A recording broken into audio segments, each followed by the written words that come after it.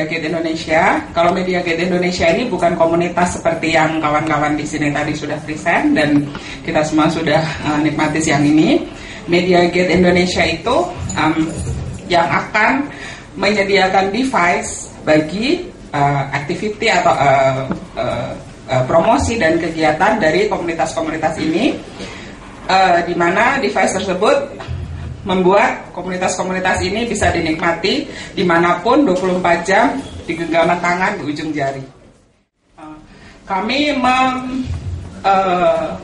mendevelop aplikasi-aplikasi dari brand-brand saat ini brand-brand radio. Yang terutama yang kami develop tentu saja dari Masima, karena kami juga part dari Masima Corporation, dari Female, Delta, dan Prambors.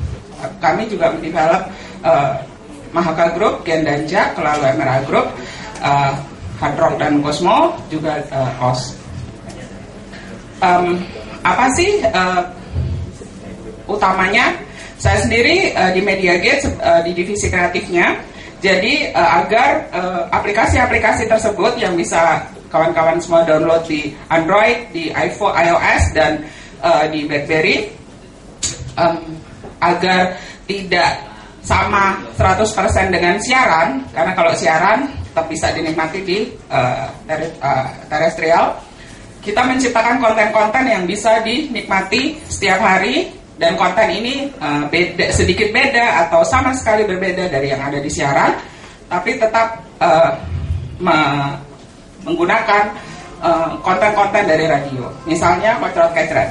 Kecret ini adalah berawal dari The Dandies, itu prime time sorenya Prambors 8 kota, Danang dan Darto. Mereka punya insert, punya segmen 2 menitan berjudul Kocrot Kecret Show. Kami bikinkan animasinya, nanti kita lihat nanti aja. Next. Lalu kami juga handle kreatifnya dongeng di app dengan sebuah animasi. Jadi ini yang Paman Gary di sebuah adik-adik tahu nggak, di sebuah kerajaan yang besar di negeri dongeng, di situ hidup seorang putri raja yang cantik, namanya Putri Kelza. Cantik kan namanya ya? Ia adalah putri sematawayang alias putri satu-satunya. Enak dong Paman. Kalau jadi anak tunggal pasti dimanja, diperhatikan oleh Pak, ya betul, kan? Betul. Nah, Putri Kelza ini sangat dimanja oleh raja dan permaisuri. Pokoknya apapun yang diminta pasti diturutin. Tapi anehnya Bubu, adik-adik ya, walaupun sudah dimanja begitu, tahu nggak? Apa? Putri Kelza ini tetapnya sering cemberut terus gitu. Gitu ya? Oh, kalau Bubu perhatikan, Putri Kelza tuh jarang tersenyum ya Paman? Nggak pernah. Agak sedikit aneh ya. Kesepian mungkin, atau emang dia lagi sedih? Nggak tahu. Tersebutlah putri yang cantik rupawan. Berhenti. Kenapa putriku sayang? Biduan itu kan baru saja mulai menyanyi. Kau tak suka suaranya? Suaranya terlalu bagus, sedangkan suaraku jelek. Aku kesal kalau ada yang suaranya lebih bagus daripada aku. Kesal. Ya sudah. Kau dengar putriku kan, biduan istana? Menyanyilah dengan lebih buruk. Tersebutlah putri yang cantik rupawan. Nah, begitu lebih baik. Tapi rambut biduan itu bagus sekali, lurus dan panjang. Sedangkan rambutku ikal kusut begini. Aku mau ke kamar saja.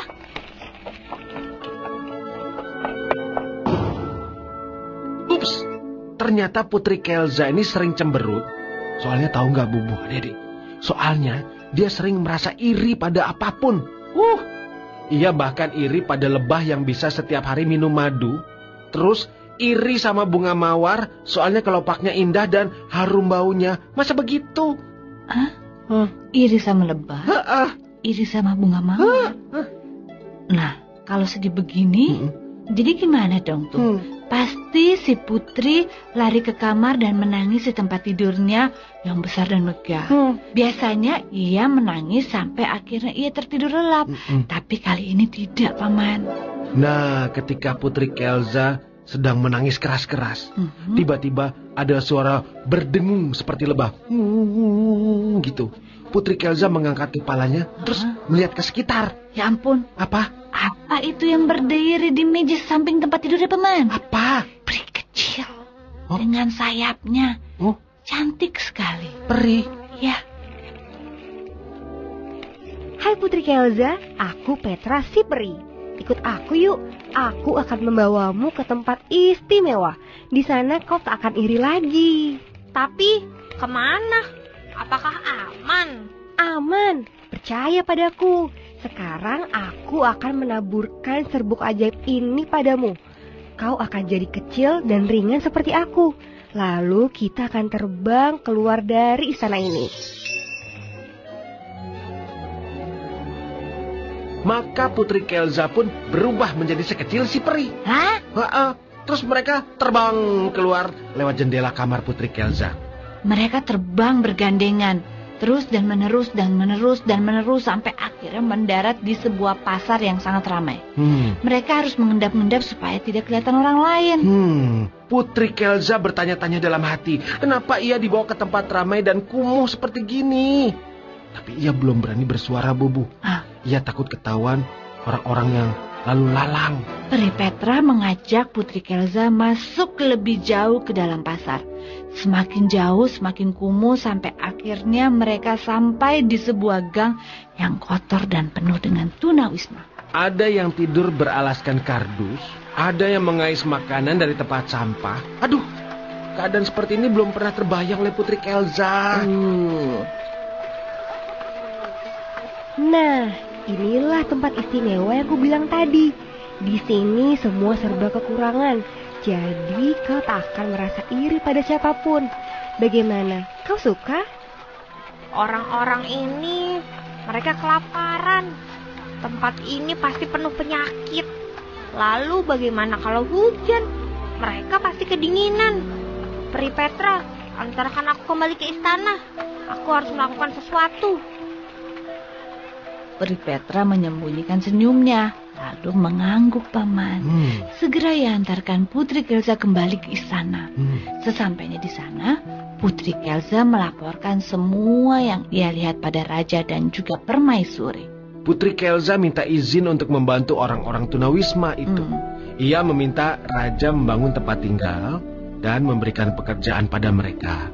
Sementara itu, direncanakan Putri Kelza memimpin para abdi istana menyiapkan makanan untuk para tunawisma.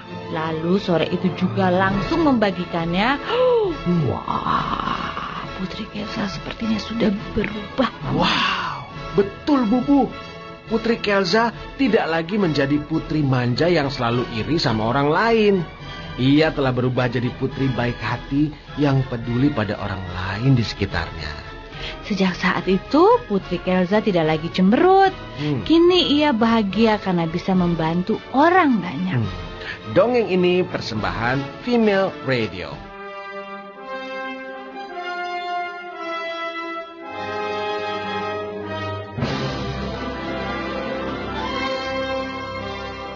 Delta kami sedang mendevelop sebuah konten yang 1001 Farhan, di mana Farhan dengan gaya khasnya yang witty, yang jahil, mengamati atau menyorot dengan point of view dia tentang hal-hal yang sekarang sedang tren. Ini episode waktu kejadian Raffi Ahmad digerebek di rumahnya. Bumi gonjang ganjing, saudara-saudara. 27 Januari pagi, BNN plus RT ngegerebek rumah Raffi Ahmad. Dan ditemukanlah sang tuan rumah yang ganteng, kinyis-kinyis, lagi selonjoran. Beberapa sahabatnya lagi santai, habis begadang, capek katanya. Tapi ada beberapa yang lain lagi joget-joget di atas sofa dan meja. Terus di TKP ada 2 linting ganja dan belasan butir ekstasi. Terang aja, nggak sampai di situ gosipnya.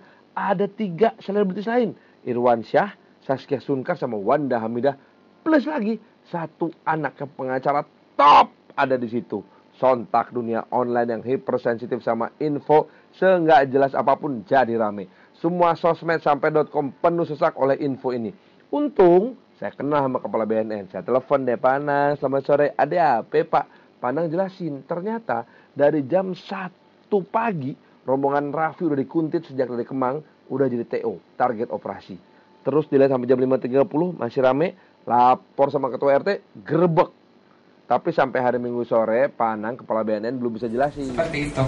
Jadi Farhan mengamati agenda publik yang sedang hot issue hari ini, lalu dia komentari, lalu dibikin ilustrasinya. Jadi ini yang membedakan dengan di radio. Kalau di radio kita cuma dengar suaranya, di sini kita visualnya kita tahan. Sehingga kalaupun ada sponsor menempel di situ, dia tetap menunggu gambar apa ya yang akan keluar berikutnya gitu. Jadi sponsornya tetap terekspos kepada user.